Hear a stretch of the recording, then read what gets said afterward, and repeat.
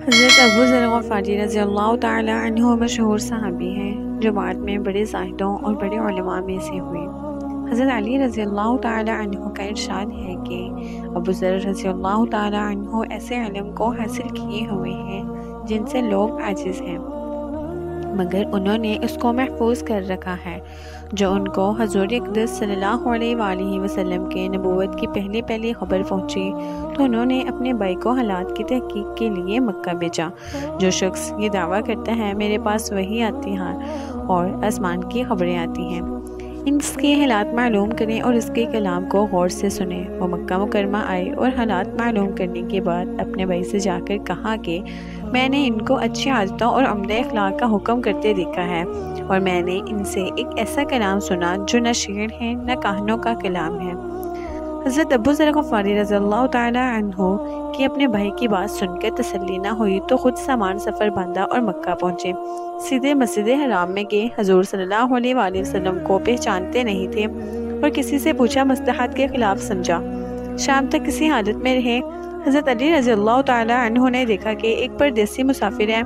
مسافروں کی غریبی کی، پردیسیوں کی خبر گیری، ان کی ضرورتوں کو پورا کرنا ان حضرات کی گٹھی میں پڑا ہوا تھا، اس لیے ان کو اپنے گھر لے آئے، میزبانی فرمائی، لیکن ان سے پوچھنے کی بھی کچھ ضرورت نہ سمجھی کون ہے اور کہاں سے آئے ہیں۔ مسافر نے بھی کچھ ظاہر نہ کیا۔ صبح کو پھر مسجد آ گئے۔ دن بھر اسی حالت میں گزارا کیا کہ خود پتہ نہ چلے دریافت کسی سے کیا نہیں۔ آپ صلی اللہ علیہ وسلم کو آپ کے ملنے والوں کو ہر طرح کی تکلیفیں دی جاتی تھیں۔ دوسرے دن شام کو بھی حضرت علی رضی اللہ تعالی عنہ کو خیال ہوا کہ پردیسی مسافر ہیں، بظاہر جس غرض کے لیے آیا ہے وہ پوری نہیں ہوئی، اس لیے پھر گھر لے گئے اور رات کو کھلایا، پھر سلا دیا، مگر پوچھنے کی اس رات کو نوبت نہ آئی۔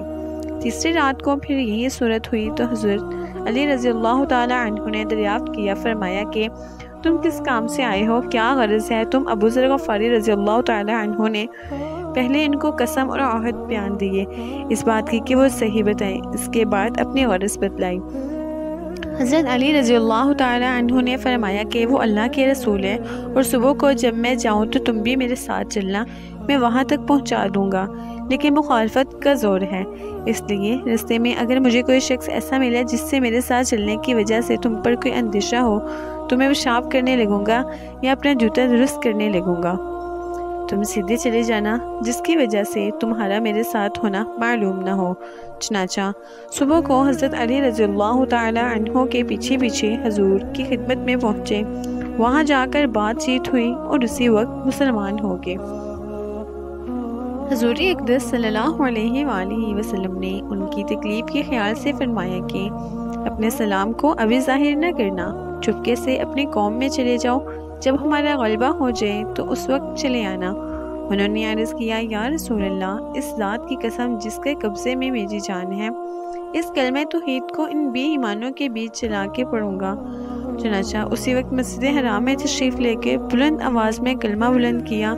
ان کی اس آواز کو سن کر چاروں طرف سے لوگ اٹھے اور اس قدر مارا کہ آپ مرنے کے قریب ہو گئے۔ حضور صلی اللہ علیہ وآلہ وسلم کے چچا حضرت عباس رضی اللہ تعالی عنہ جو اس وقت تک مسلمان بھی نہیں ہوئے تھے، ان کے اوپر بچانے کے لیے لپٹ گئے اور لوگوں سے کہا، کیا ظلم کرتے ہو؟ یہ شخص قبیلہ غفار کا ہے اور یہ قبیلہ ملک شام کے راستے میں پڑتا ہے، تمہاری تجارت وغیرہ سب ملک شام کے ساتھ ہے، اگر یہ مر گیا تو شام کے لوگوں کا آنا جانا بند ہو جائے گا۔ اس پر ان لوگوں کو بھی خیال ہوا کہ ملک شام سے ساری ضرورتیں پوری ہوتی ہیں، وہاں کا راستہ بند ہو جانا مصیبت ہے، اسی لیے ان کو چھوڑ دیا۔ دوسرے دن پھر اسی طرح انہوں نے جا کر بلند آواز میں کلمہ پڑھا اور لوگ اس کلمے کے سننے کے تاب نہ لا سکے، اس لیے ان پر ٹوٹ پڑے۔ دوسرے دن پھر حضرت عباس رضی اللہ تعالی عنہ نے اسی طرح ان کو سمجھا کر ہٹایا کہ تمہاری تجارت کا رستہ بند ہو جائے گا۔ تو دوستو، یہ تھا حضرت ابو ذر غفاری رضی اللہ تعالی عنہ کے قبول اسلام کرنے کا واقعہ۔ حاصل کلام، حضور صلی اللہ علیہ وآلہ وسلم کے ارشاد کے باوجود اپنے سلام کو چھپاؤ۔ ان کے اندر دین کا، اسلام کا یہ جذبہ اور یہ غلبہ تھا کہ جب یہ دین حق ہے تو کسی کے باپ کا کیا جاتا ہے جس سے ڈر کر چھپایا جائے۔ حضور صلی اللہ علیہ وآلہ وسلم کا منع فرمانا شفقت کی وجہ سے تھا، کہیں آپ کسی قسم کی تکلیف کا سامنا نہ کرنا پڑے، ورنہ حضور صلی اللہ علیہ وآلہ وسلم کے خلاف جانا صحابہ کرام رضی اللہ کی یہ مجال ہی نہ تھی۔ چونکہ حضور اقدس صلی اللہ علیہ وآلہ وسلم خود ہی اسلام پھیلانے میں ہر قسم کی تکلیفیں برداشت فرما رہے تھے، اس لیے حضرت ابو ذر غفاری رضی اللہ تعالیٰ عنہ نے سہولت پر عمل کرنے کی بجائے حضور صلی اللہ علیہ وآلہ وسلم کے اتباع کو ترجیح دی۔ یہی ایک چیز تھی جس کی وجہ سے ہر قسم کی ترقی، چاہیے وہ دینی ہو یا دنیاوی، سبھی صحابہ کرام رضی اللہ تعالیٰ عنہ کے قدم چوم رہی ہیں اور ہر میدان ان کے قبضہ میں تھا۔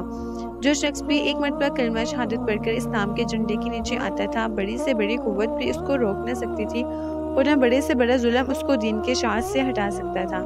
دعا ہے کہ اللہ تعالیٰ ہم سب کو بھی صحابہ کرام رضی اللہ تعالیٰ عنہ کے نقش قدم پر چلنے کی توفیق عطا فرمائے، آمین یا رب العالمین۔